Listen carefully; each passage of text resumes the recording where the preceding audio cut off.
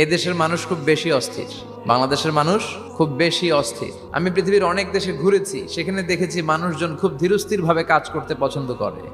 Super শপে যদি কিনতে যায়, সুপার শপে লম্বা লাইন, সবাই যে ওখানে ভদ্রভাবে দাঁড়ায়, একজনের পর একজন যাবে। টিকিট কাটতে যাবে, লম্বা লাইন, একজনের পর একজন দাঁড়ায়।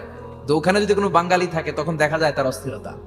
কেন সামনে এত লাইন, এত সময় লাগে কেন, আমি কখন পাবো, আমার কি হবে? অস্থিরতা আছে না নাই? মানে সে পারে না সামনে সবাইকে ডিঙ্গিয়ে আগে যে টাকা পে করবে, আগে যে টিকিট কাটবে। এই অস্থিরতা আমাদের কমাইতে হবে, ধৈর্যশীল হতে হবে। গোটা বিশ্বব্যাপী আমাদের এই বাংলাদেশের মানুষের এই বদনাম যে আমরা অস্থির প্রকৃতির, আমরা ঠান্ডা মাথায় ভাবি না।